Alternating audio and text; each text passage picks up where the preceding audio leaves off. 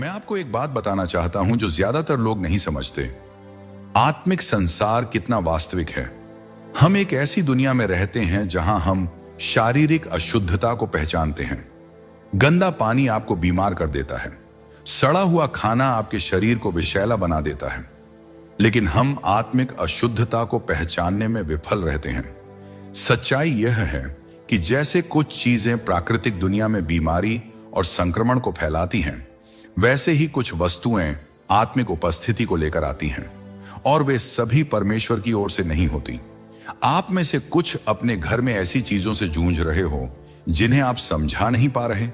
लगातार कलह, बिना कारण डर, ऐसा तनाव जो खत्म नहीं होता, यहां तक कि मन पर एक भारीपन जो हमेशा टिका रहता है। आप प्रार्थना करते हैं लेकिन ऐसा लगता है जैसे कोई रुकावट है। आप शांति पाना चाहते हैं लेकिन कुछ ना कुछ गलत महसूस होता है। आप आत्मिक युद्ध में हैं और यह सिर्फ बाहर से हमला नहीं हो सकता।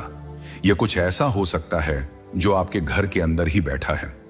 हम अक्सर सोचते हैं कि आत्मिक युद्ध केवल हमारे कर्मों से जुड़ा है। प्रार्थना, उपवास, प्रलोभन का विरोध करना। लेकिन मैं आपको बताना चाहता हूं कि यह इस बात से भी जुड़ा है कि हम अपने जीवन में क्या अनुमति देते हैं। आप अपने घर में क्या लाते हैं, यह मायने रखता है। कुछ वस्तुएं इतिहास लेकर आती हैं और वह इतिहास हमेशा अच्छा नहीं होता।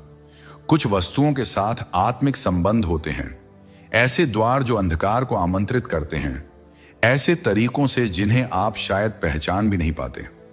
जब यहोशू इस्राएल को प्रतिज्ञा की हुई भूमि में ले गया, तब परमेश्वर ने स्पष्ट आज्ञा दी, घृणित वस्तु को अपने घर में मत लाना, नहीं तो तुम भी उसके समान विनाश के लिए ठहरा दिए जाओगे। व्यवस्था विवरण 7:26। इसका अर्थ है कि कुछ वस्तुएं केवल आपके शेल्फ पर निष्क्रिय रूप से नहीं रखी रहती, वे एक उपस्थिति साथ लाती हैं। वे आत्मिक जगत में गलत प्रकार का ध्यान आकर्षित करती हैं। एक समय की बात है जब एक मिशनरी एक गांव में गया जहां लोग लगातार बुरे स्वप्न और बीमारियों से पीड़ित थे। उन्होंने बहुत प्रार्थना की थी लेकिन कुछ नहीं बदला। फिर उस मिशनरी ने देखा कि उनके घरों में बहुत सी वस्तुएं थीं जो मूर्ति पूजक रीति रिवाजों से संबंधित थीं। उसने समझाया कि ये वस्तुएं आत्माओं के लिए आमंत्रण थीं, ऐसे दरवाजे जो उनके जीवन में नहीं होने चाहिए थे। जब उन्होंने उन सभी चीजों को इकट्ठा कर जलाया तो वातावरण बदल गया, डर चला गया, बीमारी समाप्त हो गई, शांति लौट आई। देखिए, कुछ चीजें विश्वासियों के जीवन में नहीं होनी चाहिए, और अगर हम उन्हें पकड़े रहते हैं तो हम उन्हीं चीजों को पकड़े हुए हैं जो हमें बांध कर रखे हुए हैं। अब मुझे पता है कि कुछ लोग सोच रहे होंगे, लेकिन यह तो सिर्फ एक वस्तु है, एक किताब, एक मूर्ति, एक प्रतीक। कोई वस्तु आत्मिक प्रभाव कैसे रख सकती है? यही तो शत्रु का धोखा है। वह लोगों को यह सोचने पर मजबूर करता है कि भौतिक वस्तुएं मायने नहीं रखती। लेकिन पूरे इतिहास में हमने देखा है कि वस्तुएं आत्मिक शक्ति से जुड़ी होती हैं। बाइबल में परमेश्वर ने वस्तुओं का उपयोग अपनी महिमा के लिए किया। वाचा का संदूक उसकी उपस्थिति को लेकर चलता था। पौलुस के रूमाल से बीमार लोग चंगे होते थे। लेकिन शत्रु भी नकल करता है। मूर्तियां, ताबीज, शापित वस्तुएं, ये चीजें निष्क्रिय नहीं रहती। इनमें आत्मिक भार हो सकता है। आप में से कुछ के पास ऐसी वस्तुएं हो सकती हैं जो पीढ़ियों से आपके पास हैं। लेकिन क्या आप जानते हैं कि उनका मूल क्या है? उनके पीछे कौन सी आत्मा है? विदेशों से लाया गया कोई स्मृति चिन्ह, कोई कला का टुकड़ा, कोई हार, यहां तक कि कुछ किताबें या संगीत। अगर उन्हें परमेश्वर के अलावा किसी और को समर्पित किया गया है, अगर उनमें अंधकार से जुड़े प्रतीक हैं, तो वे आपके घर में ऐसा कुछ ला सकते हैं जो आप नहीं चाहते। मैं एक महिला से मिला जो गंभीर अवसाद से जूझ रही थी। उसने सब कुछ आजमा लिया, काउंसलिंग, प्रार्थना, उपवास, लेकिन कुछ तो ऐसा था जो उसे दबाए रखता था। एक दिन उसने आत्मिक रूप से खतरनाक वस्तुओं को घर से हटाने के बारे में एक उपदेश सुना। उसने अपने घर में प्रार्थना करते हुए घूमना शुरू किया और एक शेल्फ के पास आते ही उसे बहुत बेचैनी महसूस हुई। वहां कुछ वस्तुएं थीं जो उसने अलग अलग जगहों से प्राप्त की थीं। कुछ अंधविश्वास से जुड़ी थीं, कुछ झूठे धर्मों से। उसने पहले कभी इनके बारे में गंभीरता से नहीं सोचा था। लेकिन जब उसने उन्हें हटा दिया तो सब कुछ बदल गया। वह भारीपन चला गया, बुरे स्वप्न रुक गए, उसका मन साफ महसूस हुआ। क्यों? क्योंकि उसने एक ऐसा द्वार बंद किया जो उसे पता भी नहीं था कि खुला था। अगर आप महसूस कर रहे हैं कि आपके घर में कुछ गड़बड़ है तो उसे अनदेखा मत कीजिए। पवित्र आत्मा से पूछिए, क्या आपकी किसी चीज के माध्यम से दुश्मन को प्रवेश मिल रहा है? अपने घर में प्रार्थना करते हुए घूमिए, चीजों को छूकर पूछिए, प्रभु क्या यह आपको आदर देता है? क्या यह उस स्थान में होना चाहिए जहां आपकी उपस्थिति वास करती है? अगर उत्तर नहीं है तो वह वस्तु आपके पास नहीं होनी चाहिए। अगर आप उसे परमेश्वर के सिंहासन के सामने नहीं रख सकते तो फिर उस घर में क्यों रखें जहां आप उसकी उपस्थिति की अपेक्षा करते हैं? आपको उत्पीड़न के नीचे जीने की जरूरत नहीं है। डर, भ्रम या अराजकता को सहन करने की जरूरत नहीं है। लेकिन आपको यह पहचानने की जरूरत है कि आप अपने घर में क्या अनुमति देते हैं, उसका असर पूरे वातावरण पर पड़ता है। अगर आप वास्तव में स्वतंत्रता में चलना चाहते हैं, अगर आप चाहते हैं कि आपके घर में परमेश्वर की शांति हो, लेकिन अगर मैं आपसे कहूं कि आपके घर में इस समय मौजूद कुछ चीजें अंधकार के लिए खुले दरवाजे हैं, कुछ वस्तुएं हैं जो दुष्ट आत्मिक प्रभाव को आकर्षित करती हैं, चाहे हम इसे माने या नहीं। अब मैं जानता हूं कि कुछ लोग कहेंगे, अरे ये तो सिर्फ अंधविश्वास है। लेकिन मैं आपसे एक बात पूछता हूं, परमेश्वर बार बार क्यों अपने लोगों को कुछ चीजों से दूर रहने की चेतावनी देते हैं? वे उन्हें क्यों कहते हैं कि मूर्तियों को नष्ट करो, टोने टोटकों की किताबों को जला दो, उन चीजों को हटा दो जो झूठे देवताओं को समर्पित थीं? क्यों? क्योंकि ये चीजें तटस्थ नहीं होती, ये एक आत्मा के साथ आती हैं। आप में से कुछ लोग जिन लड़ाइयों से जूझ रहे हैं वे किसी घटना से नहीं बल्कि किसी वस्तु से शुरू हुई थी। आइए हम इन चीजों के बारे में बात करें, क्योंकि जब हम दुश्मन को उजागर करते हैं तो हम उसके अधिकार को छीन लेते हैं। सबसे सामान्य खुले दरवाजों में से एक है तंत्र मंत्र या ऑकल्ट से जुड़ी कोई भी वस्तु। इसका मतलब है मूर्तियां, तावीज, चिन्ह, टैरो कार्ड, ज्योतिष की किताबें और जादू टोना से संबंधित कोई भी वस्तु। लोग कहते हैं, अरे ये तो बस मनोरंजन के लिए है, बस सजावट है या कहीं यात्रा से लाई गई एक चीज है। लेकिन मैं आपको बताना चाहता हूं, कोई भी चीज जो किसी और आत्मा, किसी और शक्ति का सम्मान करने के लिए बनाई गई है, वह एक निमंत्रण है। भले ही इसका आपके लिए कोई मतलब ना हो, लेकिन आत्मिक क्षेत्र में इसका अर्थ होता है और यह खतरनाक होता है। और यह सिर्फ स्पष्ट ओकल्ट वस्तुएं नहीं होती। कुछ सबसे खतरनाक चीजें वे होती हैं जो मनोरंजन का रूप धारण किए हुए होती हैं। ऐसे संगीत जो पाप की महिमा करते हैं, ऐसी फिल्में जो दुष्ट आत्माओं की छवियों से भरी होती हैं, ऐसी किताबें जो विद्रोह और जादू टोने का उत्सव मनाती हैं। ये सिर्फ मनोरंजन के साधन नहीं हैं, ये संदेश हैं। ये एक आत्मा लेकर आते हैं। आप अपने घर को ऐसी चीजों से नहीं भर सकते जो शत्रु की महिमा करती हैं और फिर उम्मीद करें कि वहां शांति वास करेगी। एक आदमी ने मुझसे कहा कि उसकी बेटी रात में डर के मारे जाग जाती थी, कहती थी कि उसे अपने कमरे में कुछ महसूस होता है। उन्होंने प्रार्थना की, बाइबल के वचन बोले, लेकिन कुछ भी असर नहीं हुआ। फिर एक रात उसे ऐसा महसूस हुआ जैसे प्रभु उसे कह रहे हों, उसके कमरे में क्या है देखो। जब वह कमरे से गुजरा तो उसकी नजर कुछ किताबों पर पड़ी, लोकप्रिय किताबें, बेस्ट सेलर, लेकिन वे अंधकारमय छवियों, मंत्रों और अलौकिक विषयों से भरी हुई थीं। उसने पहले उन पर ध्यान नहीं दिया था, लेकिन जैसे ही उसने उन्हें घर से हटा दिया, वह कष्ट तुरंत ही समाप्त हो गया। आप में से कुछ के घरों में इस समय ऐसी चीजें हैं जो आपके जीवन में आत्मिक युद्ध को आमंत्रित कर रही हैं।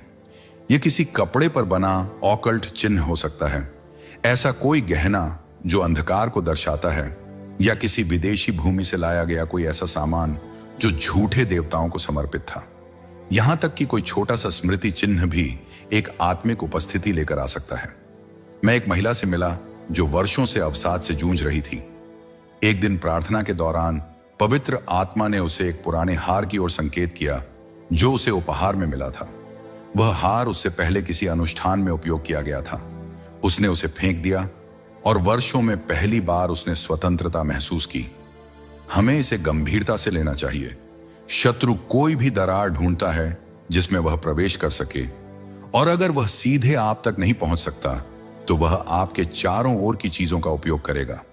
वह वही उपयोग करेगा जिसे आप अपने घर में लाते हैं। वह वही उपयोग करेगा जिसे हटाने से आप मना करते हैं। और बात यह है, परमेश्वर ने आपको आपके घर पर अधिकार दिया है। आपको उत्पीड़न में जीने की जरूरत नहीं है। आपको डर और भ्रम को सहन करने की जरूरत नहीं है, लेकिन आपको कदम उठाना होगा। आपको अपने घर के हर कोने में चलना होगा, उस पर प्रार्थना करनी होगी और हर वह वस्तु हटानी होगी जो परमेश्वर की उपस्थिति से मेल नहीं खाती। बाइबल बार बार हमें शब्दों की शक्ति के बारे में क्यों चेतावनी देती है? क्योंकि शब्द केवल ध्वनियां नहीं हैं, वे आत्मा लेकर आते हैं, वे उद्देश्य लेकर आते हैं, वे अधिकार लेकर आते हैं। परमेश्वर ने अपने वचनों से संसार की रचना की। यीशु ने अपने वचनों से दुष्ट आत्माओं को बाहर निकाला। शत्रु भी वचनों के जरिए कार्य करता है, उन वचनों के जरिए जो आप स्वयं पर बोलते हैं और उन वचनों के जरिए जो आपके वातावरण में गूंजते हैं। और बहुत से लोग यह नहीं समझते कि उनके घरों में पड़ी कुछ चीजें ऐसे वचनों से भरी हैं जो अंधकार को आमंत्रित करती हैं, न कि ज्योति को। अपने घर के चारों ओर देखिए, आपकी दीवारों पर कौन कौन से शब्द टंगे हैं? आपकी किताबों में क्या लिखा है? आपके संगीत में कौन से बोल हैं? आपके टीवी से कौन कौन से संवाद निकल रहे हैं? क्योंकि शब्द बीज होते हैं, और जो आप अपने घर में बोते हैं वही आप अपने जीवन में काटेंगे। यदि आपका घर भय, वासना, विद्रोह और निराशा से भरे शब्दों से भरा है, तो आश्चर्य मत कीजिए जब वातावरण भी वैसा ही बनने लगेगा। एक युवती ने मुझसे कहा कि वह अपने घर में गहरे दुख और उदासी से जूझ रही थी। चाहे वह कितनी भी प्रार्थना करे, वह उस भावना से छुटकारा नहीं पा रही थी।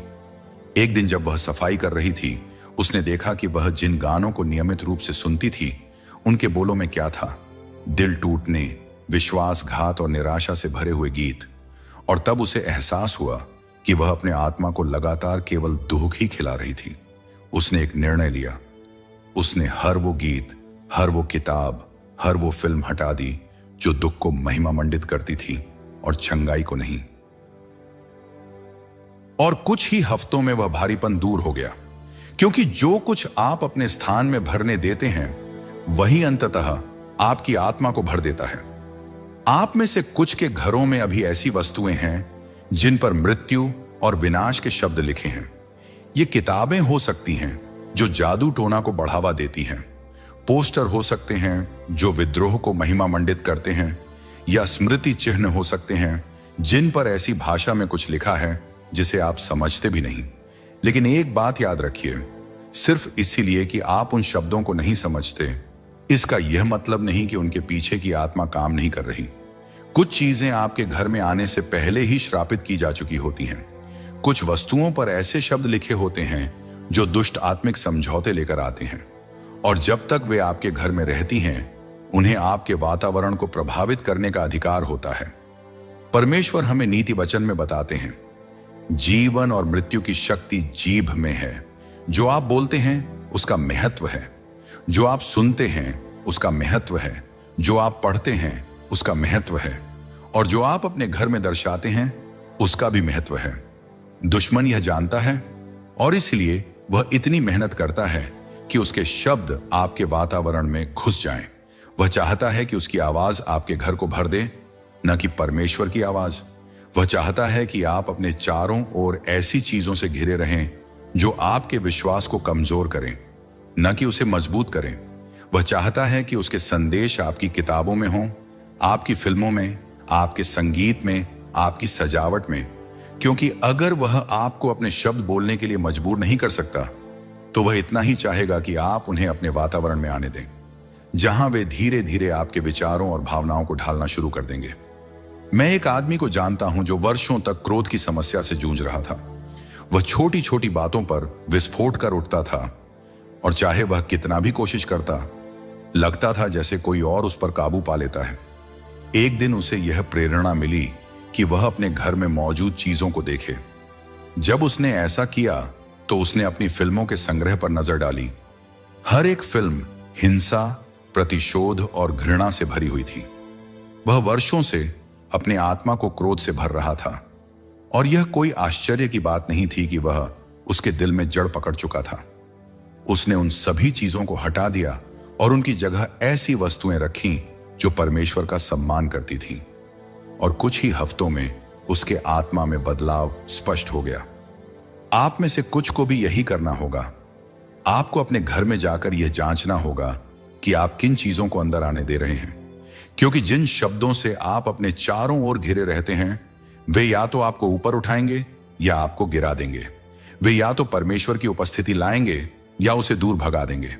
और मैं आपको एक बात बताना चाहता हूं, जब आप अपने घर को उन शब्दों से शुद्ध करते हैं जो परमेश्वर के सत्य के अनुरूप नहीं हैं, तो आप उसके शांति, आनंद और उपस्थिति के लिए जगह बनाते हैं।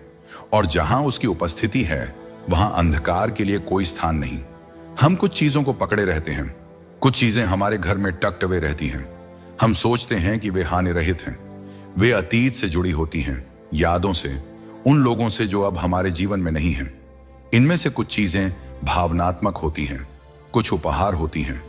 लेकिन मैं आपको बताना चाहता हूं, हर वस्तु जो आपके घर में आती है वह वहां रहने के लिए नहीं होती। कुछ वस्तुएं आत्मिक भार लेकर आती हैं, और यदि वे कभी अंधकार से जुड़ी रही हैं तो वे उस प्रभाव को अपने साथ लेकर आती हैं। आप सोच सकते हैं कि आपके पास सिर्फ कोई पुराना गहना या विरासत में मिला कोई सामान है या किसी पुराने रिश्ते की कोई निशानी। लेकिन यदि कभी वह वस्तु किसी और आत्मा को समर्पित की गई थी, यदि कभी उसका उपयोग किसी अधर्मी क्रिया में हुआ था, तो वह एक खुला द्वार लेकर आती है। कुछ लोग ऐसे संबंधों से मिली वस्तुएं संभाले हुए हैं जिनसे परमेश्वर ने उन्हें पहले ही दूर हो जाने को कहा था। उनके पास अंगूठियां हैं, पत्र हैं, कपड़े हैं, ऐसी चीजें जो उन्हें एक ऐसे अतीत से जोड़े रखती हैं जो अब उनके किसी काम का नहीं है।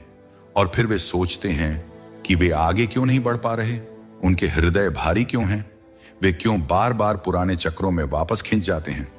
जब तक आप कुछ ऐसा पकड़े रहते हैं जो उस बंधन का प्रतीक है, वह जुड़ाव बना रहता है। एक महिला ने एक बार मुझे बताया कि वह वर्षों तक बुरे स्वप्नों से जूझती रही थी। उस अपमानजनक रिश्ते को छोड़ देने के बाद भी उसने प्रार्थना की, उपवास किया, लेकिन वह पीड़ा रुकी नहीं। एक दिन जब वह अपने सामान छांट रही थी, उसने एक पुरानी माला पाई जो उसे उस व्यक्ति ने दी थी।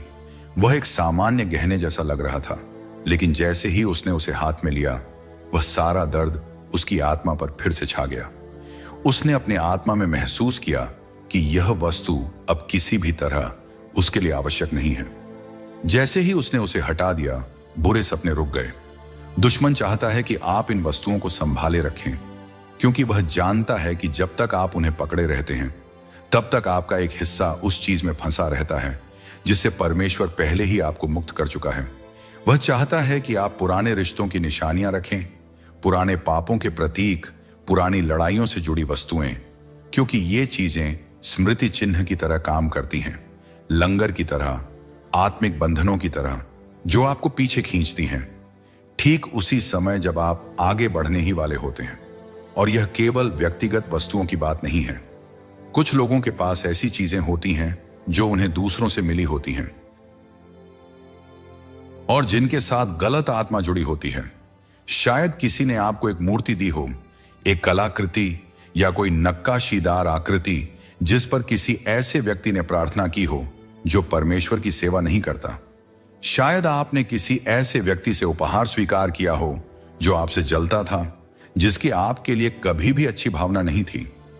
आप सोचते हैं कि वह बस एक वस्तु है, लेकिन आत्मिक जगत में वह एक द्वार बन सकती है। एक व्यक्ति ने मुझे बताया कि एक पारिवारिक सदस्य से एक विशेष उपहार प्राप्त करने के बाद उसका घर अलग सा लगने लगा। शुरुआत में उसने उसे अनदेखा किया, लेकिन फिर उसने देखा कि झगड़े बढ़ गए, तनाव बढ़ गया और एक अजीब सा भारीपन घर में भर गया। उसने प्रार्थना की, लेकिन वातावरण नहीं बदला। अंततः उसने प्रभु से यह प्रार्थना की कि यदि घर में कोई ऐसी वस्तु है जो इसका कारण है तो उसे दिखाएं। उसका आत्मा ठीक उसी वस्तु की ओर खींचा चला गया। बिना किसी संकोच के उसने उसे हटा दिया, अपने घर के लिए प्रार्थना की और बदलाव तत्काल हुआ। शांति लौट आई, भारीपन उठ गया।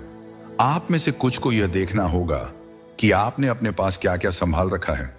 आपको परमेश्वर से यह प्रार्थना करनी होगी कि वह आपको दिखाए कि आपके घर में ऐसी कौन सी वस्तुएं हैं जो आपको उन चीजों से बांधे रख रही हैं जिन्हें वह पहले ही आपको छोड़ने को कह चुका है। क्योंकि दुश्मन जानता है कि यदि वह आपको पीछे नहीं घुमा सकता तो कम से कम वह आपको पीछे देखने के लिए मजबूर कर सकता है। और जब तक आपके हाथ अतीत को पकड़े हुए हैं तब तक आप वह नहीं थाम सकते जो परमेश्वर ने आपके भविष्य के लिए रखा है। परमेश्वर हमें स्वतंत्रता में चलने के लिए बुलाते हैं, शांति में चलने के लिए, उसकी उपस्थिति में चलने के लिए। और इसका अर्थ है अपने जीवन और घर से हर उस वस्तु को हटाना जो उससे मेल नहीं खाती। क्योंकि जब आप परमेश्वर के लिए स्थान बनाते हैं वह उस स्थान को अपनी सामर्थ्य, अपने आनंद और अपनी अडिग शांति से भर देता है। एक आत्मिक नियम है जिसे बहुत से लोग नजरअंदाज कर देते हैं। यह सरल है लेकिन शक्तिशाली। जो कुछ आप स्वागत करते हैं आप उसे ठहरने की अनुमति देते हैं। यदि आप किसी वस्तु, आदत या समझौते के माध्यम से कुछ अंदर आने देते हैं तो आपने उसे अपने घर, अपने जीवन और अपने वातावरण में स्थान दे दिया है। और कुछ चीजें जिन्हें लोग अपने घरों में लाते हैं यह जाने बिना कि वे परमेश्वर की आत्मा से नहीं बल्कि किसी और आत्मा के निमंत्रण के साथ आती हैं। कुछ द्वार आपके कहने से नहीं बल्कि आपके सहने से खुलते हैं। कुछ लोग सोचते हैं कि उनके घर में बेचैनी क्यों है, उन्हें शांति क्यों नहीं मिलती, हवा में तनाव क्यों है। वे सोचते हैं यह तो बस तनाव है, जिंदगी है, एक और कठिन मौसम है। लेकिन अक्सर यह किसी अदृश्य उपस्थिति का परिणाम होता है, कुछ ऐसा जिसे रुकने का अधिकार दिया गया था, जिसे अनजाने में निमंत्रण मिल गया था। एक व्यक्ति ने मुझे बताया कि वह कभी अपने ही घर में सहज नहीं महसूस करता था। वह वर्षों से उसी जगह पर रह रहा था, लेकिन हर रात ऐसा लगता जैसे उसकी छाती पर कोई बोझ बैठा हो। वह थका हुआ, बोझिल, चिंतित जागता था। जब तक उसने प्रार्थना करके विवेक की याचना नहीं की तब तक उसे यह एहसास नहीं हुआ कि समस्या उसके अंदर नहीं बल्कि उसमें थी जो उसने वर्षों में अपने घर में आने दिया। उसने अपने घर को ऐसी वस्तुओं से भर दिया था जिनकी उत्पत्ति उसने कभी प्रश्न नहीं की। उसके पास ऐसी सजावट थी जो उन संस्कृतियों से आई थी जो अन्य देवताओं की पूजा करती थी, ऐसी स्मृतियां जो मूर्ति पूजा से जुड़ी जगहों से आई थी, ऐसे प्रतीक जो वह पूरी तरह समझता भी नहीं था, लेकिन उसे वे सुंदर लगे थे। शुरुआत में यह सब निर्दोष लगा, लेकिन जैसे ही उसने उन चीजों को हटाना शुरू किया उसने फर्क महसूस किया। वह भारीपन उठ गया, चिंता चली गई। वह वर्षों बाद पहली बार चैन से सोया। यही होता है जब आप अपने स्थान पर अधिकार लेते हैं।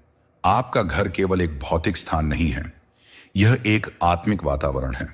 यह वह स्थान होना चाहिए जहां परमेश्वर की उपस्थिति वास करे, जहां उसकी शांति ठहरे। लेकिन जब आप उस स्थान में ऐसी चीजें आने देते हैं जो अंधकार से जुड़ी हैं तो आप गलत आत्मा को निमंत्रण दे रहे होते हैं।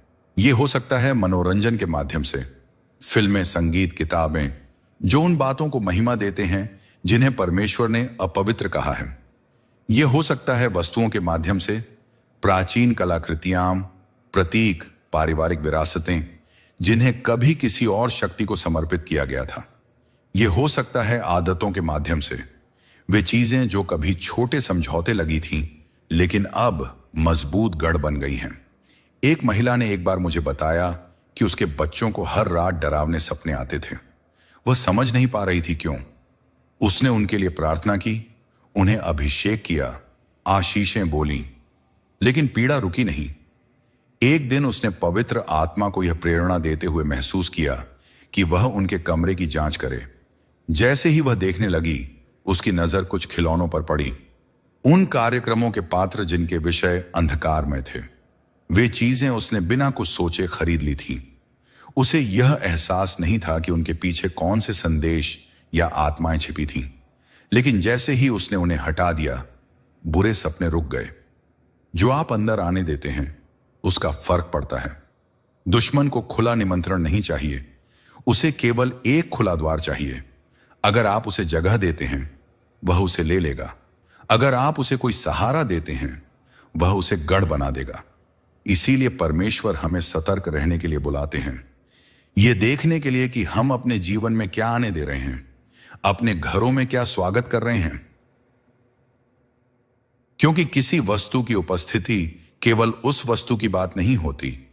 कुछ चीजें एक आत्मा के साथ आती हैं और जब तक वे हटा नहीं दी जाती वे वातावरण को प्रभावित करती रहेंगी। इसीलिए अपने घर की शुद्धि केवल एक भौतिक क्रिया नहीं, यह एक आत्मिक घोषणा है। यह शैतान से कहना है कि उसका यहां कोई स्थान नहीं है। यह चुनना है कि अपने घर को उन चीजों से भरना जो परमेश्वर की महिमा करें, न कि उसे दूर करें। यह एक मानक स्थापित करना है, एक रेखा खींचना है और उन सभी चीजों को कोई स्थान न देना है जो उसके राज्य से मेल नहीं खाती। और जब आप ऐसा करते हैं तब आप एक बदलाव देखते हैं। परमेश्वर की शांति बस जाती है, भारीपन उठ जाता है, भ्रम टूट जाता है, क्योंकि जहां प्रभु की आत्मा है वहां स्वतंत्रता है।